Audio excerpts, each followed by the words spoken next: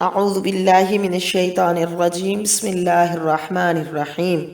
سیرت رسول عربی صلی اللہ علیہ وسلم، مصنف علامہ نور بخش توکلی علیہ الرحمہ۔ ہجرت کا چھٹا سال، بیعت رضوان اور صلح حدیبیہ۔ ماہ جمادی الاولیٰ میں غزوہ بنی لحیان پیش آیا مگر مقابلہ نہ ہوا۔ ماہ ذی القعدہ میں رسول اللہ صلی اللہ علیہ وسلم 1400 صحابہ کرام کے ساتھ مدینہ منورہ سے عمرہ کے ارادہ سے نکلے۔ حضرت ام سلمہ رضی اللہ تعالی عنہا ساتھ تھیں۔ جب آپ ذوالحلیفہ میں پہنچے جو اہل مدینہ کا میقات ہے، آپ صلی اللہ علیہ وسلم نے عمرہ کا احرام باندھا اور قربانیوں کو تقلید و اشعار کیا۔ یہاں سے آپ نے حضرت بصر بن سفیان رضی اللہ تعالی عنہ کو قریش کی طرف بطور جاسوس بھیجا۔ جب آپ عصفان کے قریب غدیر اشتات میں پہنچے تو آپ کا جاسوس خبر لایا کہ قریش حلفاء سمیت مکہ سے باہر مقام بلداح میں جمع ہیں اور آمادہ ہیں کہ آپ کو مکہ میں داخل نہ ہونے دیں۔ یہ سن کر آپ نے اپنے اصحاب سے مشورہ کیا کہ حلفاء کے اہل و عیال کو گرفتار کیا جائے تاکہ اگر وہ ان کی مدد کو آئیں تو ہمیں تنہا قریش سے مقابلہ کرنا پڑے۔ حضرت ابوبکر صدیق رضی اللہ تعالیٰ عنہ نے عرض کی، یا رسول اللہ صلی اللہ علیہ وسلم، آپ بیت اللہ کے قصد سے نکلے ہیں، آپ کا ارادہ کسی سے لڑائی کا نہیں، آپ بیت اللہ کا رخ کریں، جو ہمیں اس سے روکے گا ہم اس سے لڑیں گے۔ آپ نے اس رائے کو پسند فرمایا اور آگے بڑھنے کا حکم دیا۔ جب آپ حدیبیہ کے قریب ثنیۃ المرہ میں پہنچے، جہاں سے اتر کر قریش کے پاس پہنچ جاتے، تو آپ کی ناقہ قصوہ بیٹھ گئی۔ بہت اٹھانے کی کوشش کی گئی مگر نہ اٹھی۔ آپ صلی اللہ علیہ وسلم نے ارشاد فرمایا، قصوہ نہیں رکی اور نہ رکنا اس کی عادت ہے، بلکہ خدائے رب العزت نے اسے روک لیا ہے۔ قسم ہے اس ذات کی جس کے ہاتھ میں میری جان ہے، قریش مجھ سے کسی ایسی حاجت کا سوال نہ کریں گے جس سے وہ حرمات اللہ کی تعظیم کریں، مگر میں وہ نہیں عطا کروں گا۔ اس کے بعد آپ نے قصبہ کو جھڑک دیا اور وہ اٹھ کھڑی ہوئی اور آپ مڑ کر حدیبیہ کے ایک طرف کنویں پر اترے جس میں پانی کم تھا۔ موسم گرما تھا، پانی جلدی ختم ہو گیا اور آپ کی خدمت اقدس میں پیاس کی شکایت آئی۔ آپ نے پانی کی ایک کلی کنویں میں ڈال دی جس سے پانی بکثرت ہو گیا اور مشک میں اپنا دست مبارک رکھ دیا تو آپ کی انگلیوں سے چشموں کی طرف پانی نکلنے لگا۔ اتنی ہی دیر میں بدیل بن ابی برقہ خزائی اپنی قوم کے چند اشخاص کے ساتھ حاضر خدمت ہوا۔ کہنے لگا، قبائل کعب بن لوی اور عامر بن لوی حدیبیہ کے آب کثیر پر اترے ہوئے ہیں اور ان کے ساتھ 2 رحیل اونٹنیاں اور عورتیں بچوں سمیت ہیں۔ اللہ کے رسول صلی اللہ علیہ وسلم نے ارشاد فرمایا، ہم کسی سے لڑنے نہیں آئے بلکہ صرف عمرہ کے ارادے سے آئے ہیں۔ لڑائی نے قریش کو کمزور کر دیا ہے اور نقصان پہنچایا ہے۔ اگر وہ چاہیں تو ہم ایک مدت کے لیے ان سے جنگ کا التوا کر دیتے ہیں، باقی لوگوں سے ہم خود سمجھ لیں گے۔ اگر میں غالب آ جاؤں اور بصورت غلبہ وہ میری اطاعت میں آنا چاہیں تو ایسا کر سکتے ہیں، اور اگر انہوں نے انکار کر دیا تو قسم ہے اس ذات کی جس کے ہاتھ میں میری جان ہے، میں اس سے ضرور لڑتا رہوں گا یہاں تک کہ میں اکیلا رہ جاؤں۔ اللہ تعالیٰ اپنے دین کی ضرور مدد کرے گا۔ بدیل نے عرض کیا کہ میں آپ کا یہ ارشاد ان تک پہنچا دوں گا۔ چنانچہ وہ قریش میں آ کر کہنے لگا کہ میں رسول اللہ کا قول سن کر آیا ہوں، اگر چاہو تو گزارش کر دوں۔ ان میں سے ایک نادان بولا، ہم ان کی کسی بات کو سننے کے لیے تیار نہیں۔ ایک صائب الرائے نے کہا، بیان کیجیے جو ان سے سن کر آئے ہو۔ اس پر بدیل نے بیان کر دیا۔ عروہ بن مسعود نے اٹھ کر کہا کہ اس نے ایک نیک عمل پیش کیا ہے، وہ قبول کر لو اور مجھے اس کے پاس جانے دو۔ چنانچہ عروہ خدمت اقدس میں حاضر ہوا اور بدیل کی طرح کلام کیا، اس پر اور وہی جواب پایا۔ عروہ نے یہ الفاظ کہ میں ان سے ضرور لڑتا رہوں گا سن کر عرض کیا کہ اے محمد صلی اللہ علیہ وسلم، آپ بتائیے، اگر آپ کی قوم نے آپ نے اپنی قوم کو بالکل ہلاک کر دیا، کیا آپ نے عرب میں کسی کی بابت سنا ہے کہ اس نے آپ سے پہلے اپنے اہل کو ہلاک کر دیا ہو؟ اور اگر قریش غالب آ گئے تو آپ ان سے امن میں نہ رہیں گے، کیونکہ اللہ کی قسم میں سردار مکہ ہوں اور اخلاق کو دیکھتا ہوں جو اس لائق ہیں کہ آپ کو چھوڑ کر بھاگ جائیں۔ حضرت ابوبکر صدیق رضی اللہ تعالیٰ عنہ نے یہ سن کر کہا، تم صحبت اللہ تھی، اور پھر کہا کہ کیا ہم آپ کو چھوڑ کر بھاگ جائیں گے؟ اس پر عروہ بولا یہ کون ہے؟ جواب ملا ابو بکر۔ بس وہ حضرت ابو بکر سے یوں مخاطب ہوا، قسم ہے اس ذات کی جس کے ہاتھ میں میری جان ہے، اگر مجھ پر تیرا احسان نہ ہوتا جس کا بدلہ میں نے نہیں دیا تو میں تجھے جواب دیتا۔ پھر عروہ آپ صلی اللہ علیہ وسلم کی طرف متوجہ ہوا۔ جب وہ آپ سے کلام کرتا تو حسب عادت عرب آپ کی ریش مبارک کو چھوتا۔ اس وقت مغیرہ بن شعبہ خود سر پر تلوار ہاتھ میں لیے آپ کے سر اقدس کے پاس کھڑے تھے۔ جب عروہ اپنے ہاتھ ریش مبارک کی طرف بڑھاتا تو مغیرہ بغرض تعظیم نیام شمشیر اس کے ہاتھ پر مارتے اور کہتے کہ ریش مبارک سے ہاتھ ہٹا۔ پوچھا کہ یہ کون ہے؟ جواب ملا تیرا بھتیجا مغیرہ بن شعبہ کہ وہ اس کی برادری سے ہوگا۔ عروہ نے یہ سن کر کہا وہ بے وفا، کیا میں تیری دیت میں کوشش نہ کرتا تھا؟ پھر عروہ اصحاب نبی صلی اللہ علیہ وسلم کی طرف دیکھتا رہا۔ اس نے واپس جا کر اپنی قوم سے صحابہ کرام کے اوصاف بیان کیے اور کہا کہ ایک نیک عمل جو پیش کیا جا رہا ہے اسے قبول کر لو۔ پھر حلیس بن علقمہ خدمت اقدس میں حاضر ہوا۔ اس نے بھی واپس جا کر کہا کہ میری رائے ہے کہ مسلمانوں کو بیت اللہ سے نہ روکا جائے۔ حلیس کے بعد مکرس آیا۔ وہ حضور اقدس صلی اللہ علیہ وسلم سے کلام کر ہی رہا تھا کہ خطیب قریش سہیل بن عمر قریشی آمدی حاضر ہوا۔ آپ نے بطریق تفاول فرمایا اب تمہارا کام کچھ سہل ہو گیا، یعنی اس کے آنے سے اس کے نام سے آپ نے اچھا شگون لیا۔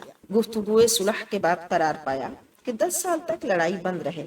سہیل نے عرض کیا معاہدہ تحریر میں آ جائے۔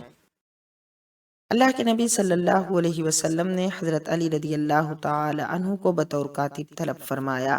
حضرت علی رضی اللہ تعالی عنہ سے آپ صلی اللہ علیہ وسلم نے ارشاد فرمایا لکھو بسم اللہ الرحمن الرحیم۔ سہیل الرحمن میں نہیں جانتا کیا ہے، بلکہ لکھ بسمک اللہم جیسا کہ تو پہلے لکھا کرتا تھا۔ صحابہ اور حاضرین نے عرض کی اللہ کی قسم بسم اللہ الرحمن الرحیم کے سوا اور نہ لکھ۔ اللہ کے رسول صلی اللہ علیہ وسلم نے فرمایا لکھ بسمک اللہم۔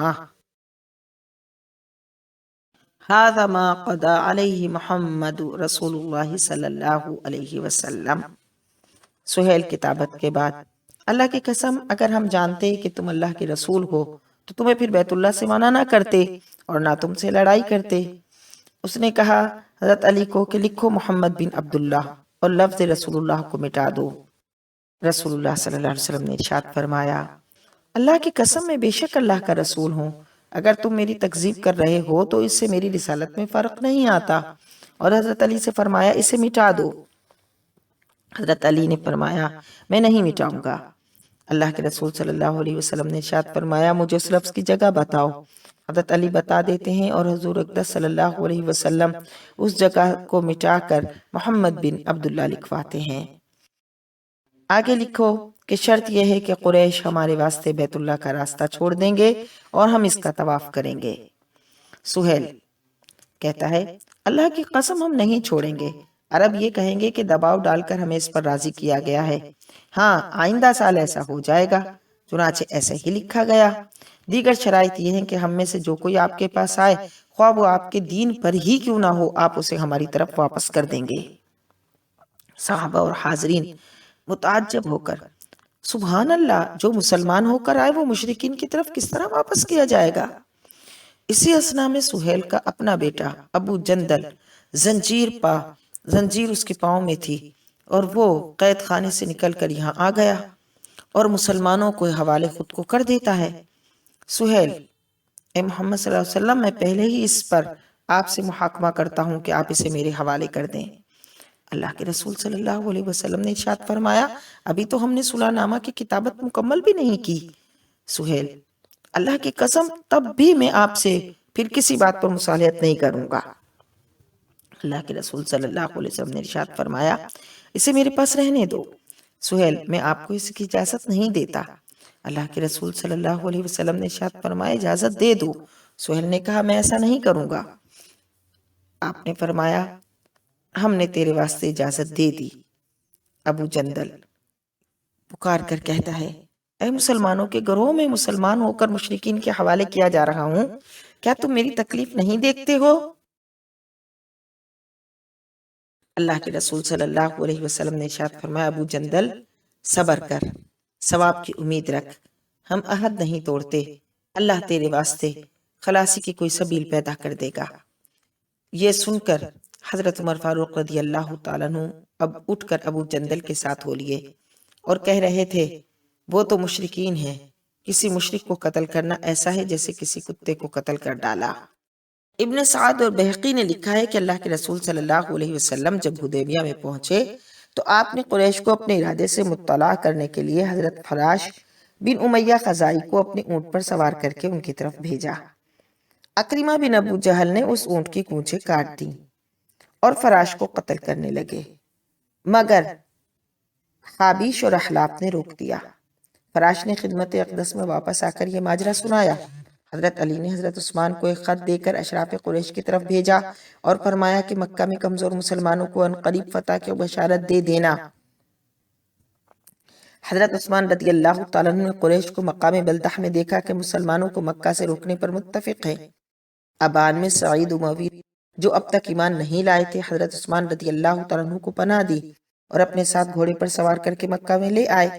حضرت عثمان رضی اللہ تعالیٰ عنہ نے اشراف قریش کو رسول اللہ صلی اللہ علیہ وسلم کا پیغام پہنچایا اور نام مبارک پڑھ کر ایک ایک کو سنایا، مگر وہ روبرو نہ ہوئے۔